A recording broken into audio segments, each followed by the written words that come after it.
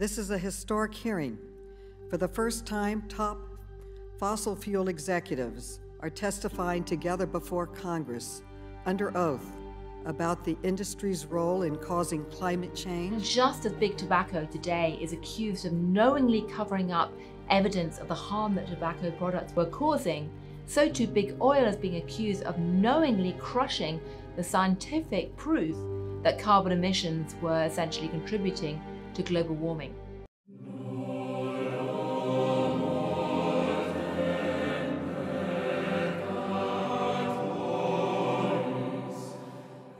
We live in a petroleum era, and the companies at the center of the oil industry that constitute Big Oil, they have huge significance for the global economy.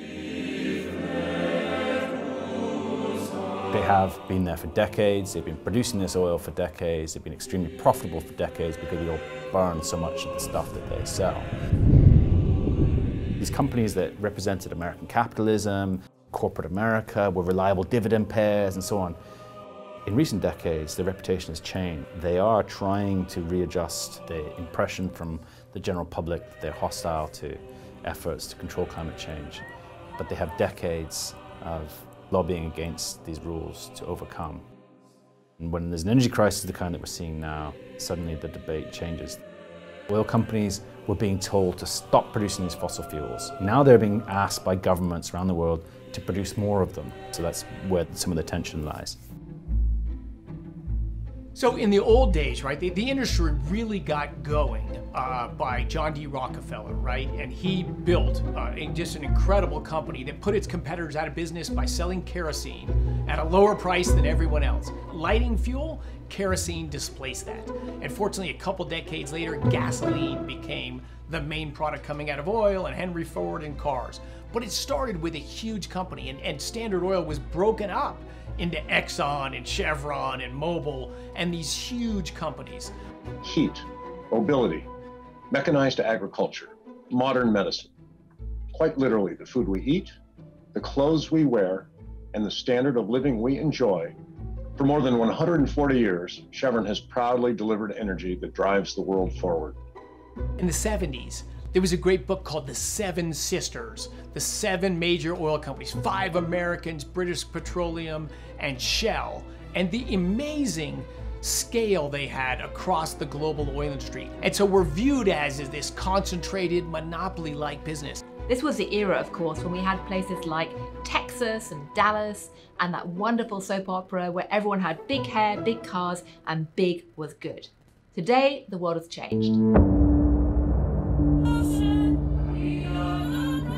The science has been crystal clear. Our planet's on fire! How dare you continue to look away?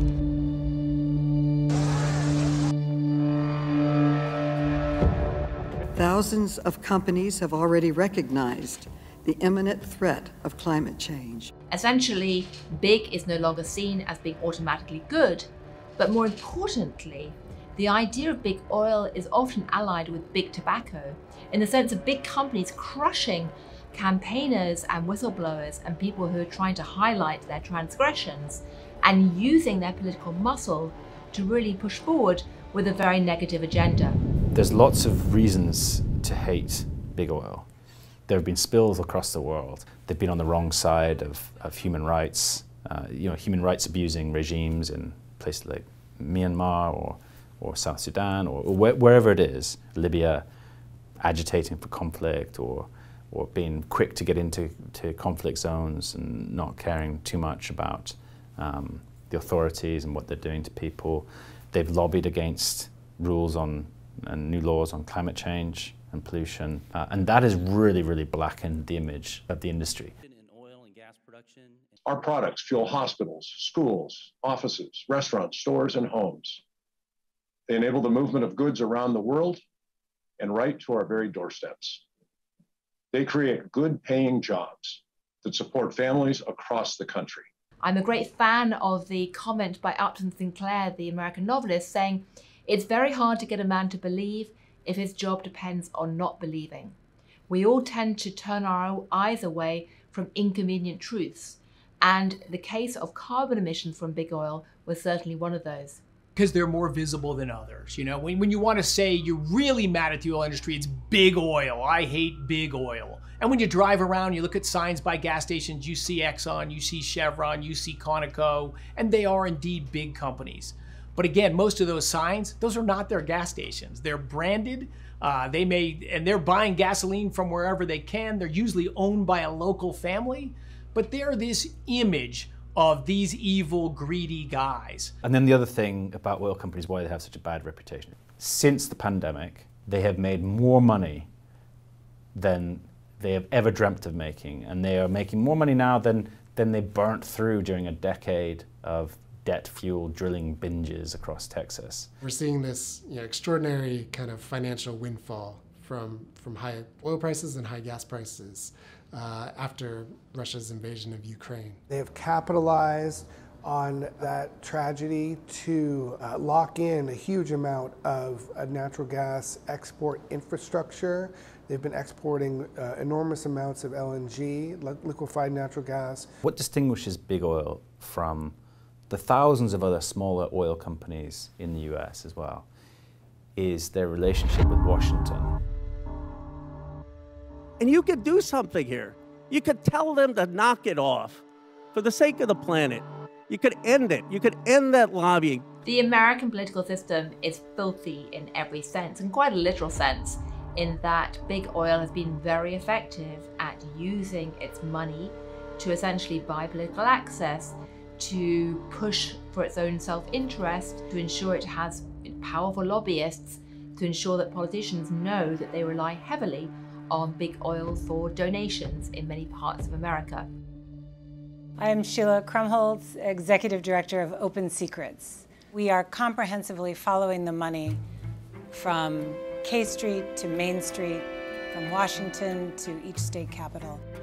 The lobbying industry is highly advanced in Washington, D.C. and has more than about 150 lobbying firms that focus just on oil and gas. Over time, they have spent $2.6 billion on lobbying and rank 6th among all industries. Look, of course there's lobbying efforts, and of course our industry is big, so there's lots of trade groups, and in fact sometimes they're lobbying for different things. There's different interests. You know, a highly competitive marketplace is good for the little guys. For big guys, you know, a harder to get into industry maybe is advantageous. The other side of the influence buying coin to lobbying is campaign contributions. Political contributions are investments in usually an incumbent policymakers, legislators. In the first 21 months of the 2022 election cycle, oil and gas has spent more than $150 million, 68% of that favoring Republican candidates and parties. Over time, back to 1989, they've spent more than $1.6 billion on political donations. The largest organization for us in Washington is the American Petroleum Institute, API. I'm sitting here in the western states. We have the Western Energy Alliance, because in the western part of our country, there's a lot of federal lands. So the Western Energy Alliance focuses on policy on federal lands in the western United States. There's an organization that represents the smaller companies, the Domestic Energy Producers Alliance, that's based in Oklahoma, but it's really focused on the little guys. The most powerful lobby groups in the world, the American Petroleum Institute, gets its funding from big oil companies and smaller oil companies, but pretty much represents the interests of big oil in America. And it is extremely powerful in Washington. It's very knowledgeable. It has alliances with senators and representatives on both sides of the House, Democrats and Republicans. Third month has been higher. So we're using the same amount of energy, but our bill keeps going up? And it can go higher. How? Apparently it's a lack of access to affordable energy, like gas and oil. Look at this extreme environmental plan. A proposed ban on developing energy sources on federal lands. So what does that mean? API will lobby both on a federal level and on a state level. And we see a lot of that in their direct lobbying to policymakers, but also in their advertising. We've seen API in particular really target ads towards state-level policies. EV mandates, in one state whilst running ads against gas bans in another, like New York was a recent one. So they function at both levels. That could really hurt folks on a fixed income like your mom. Yeah. They are trying to readjust that impression now, and they're trying to change the impression from the general public that they're hostile to efforts to control climate change. But they have decades of lobbying against these rules to overcome, and so that's where some of the tension lies.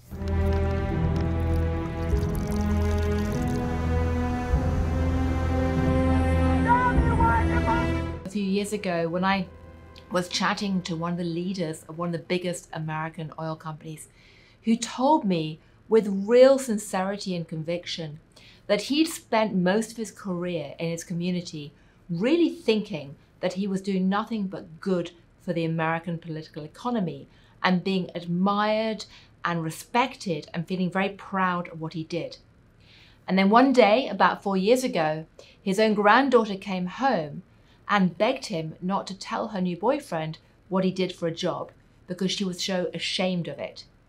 And the psychic shock for that man of realizing that he'd gone overnight from being a hero to a zero, that his own grandchildren, and it was all of his grandchildren, couldn't bear to tell their friends what his day job had been, was a real wake-up call.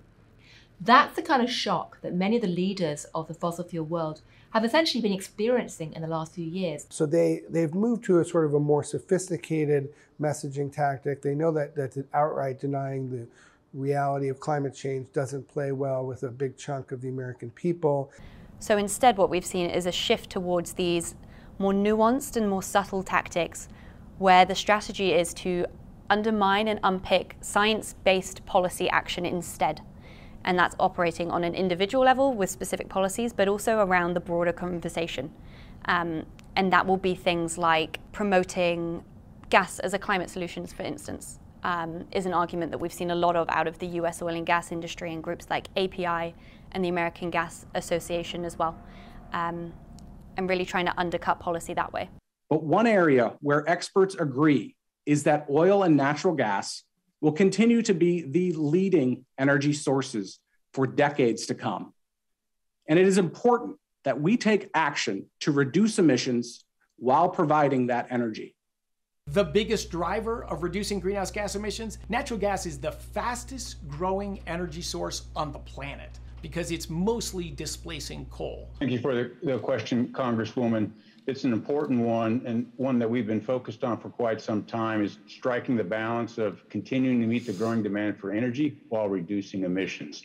Natural gas has been pointed out as one step towards replacing higher emission fuel systems. We are also working on reducing our own emissions at our plant. You know, while it may have some greenhouse gas benefits compared to coal, it's still not a very clean source, and the industry is really using the claim that it's cleaner than coal to deceptively, greenwash a product that is very, very problematic and concerning about climate change. Yeah, there's a big debate in the industry right now about what role big oil companies are going to play in the energy transition, and you see companies adopting very different strategies, really. And you see an especially big split between the American companies and the European companies. So European companies like BP, Shell, Total are being much more aggressive going into wind power, solar power, batteries, and these kind of technologies, explicitly moving away from oil and reducing their oil production.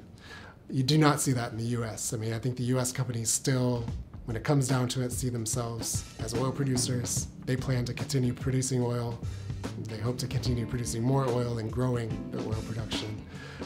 And kind of their strategy revolves more around producing oil, but trying to reduce the emissions from those oils. So, what you hear from them is that, oil isn't the problem, the emissions are the problem. Carbon capture, hydrogen, algae, they emphasize technological solutions that are, supposedly just around the corner, and they tend to downplay the ability of renewables to meet the world's energy needs. So it's a more sophisticated tactic, but the goal is really the same, to lock in as much profit from fossil fuels as possible for as long as possible. There is debate about whether it is meaningful and in good faith, or whether it is being used to, quote, greenwash the companies. So it's a facade of dealing with the real issue of climate change as opposed to really grappling with transitioning their industry away from fossil fuels. It's complicated.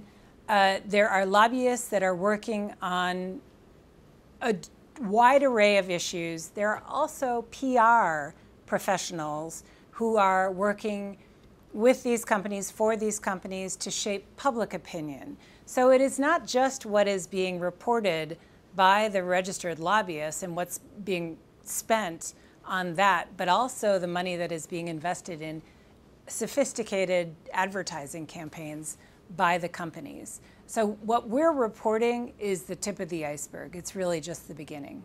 I think big oil has attracted the opprobrium many times deservedly, but also sometimes it goes a bit over the top. I mean, these are companies that fundamentally began life by digging stuff out of the ground, providing it to us so that we could move from one place to the other.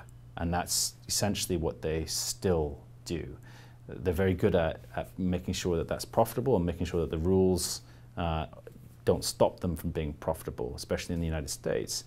But at their essence, they are providing a service that we all rely on. And we really, as consumers, also need to decide what the future of big oil is, because as long as we continue to consume their products and not resist the kind of car-dependent cultures that have risen in Western economies, that's as long as we're willing to keep consuming this stuff at ever greater volumes each year, the more power we give to the oil industry and to big oil.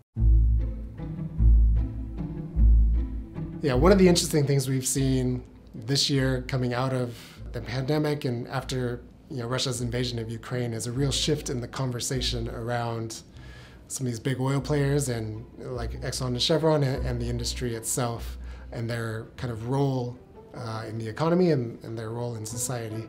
They're hearing the opposite signal: produce more oil, produce more natural gas. We need it because we want to break our dependence on Russia, because we want to drive down gasoline prices. We need more and more and more. It's a very, very mixed signal, but it's one that's brought some relief to big oil companies. If anyone thinks that big oil is going to suddenly implode or show up shop tomorrow or die a dramatic death of the sort that people like the activist Greta Thunberg hope, well, I've got news for you. It ain't happening. The world is going to be dependent on oil and gas for a pretty long time. And what you're likely to see is a slow, stealthy reorientation or a shrinkage, as effectively oil and gas companies are forced or encouraged to put more and more emphasis onto renewables. But also the world becomes more energy efficient and better at using the supplies we have in a much more effective way.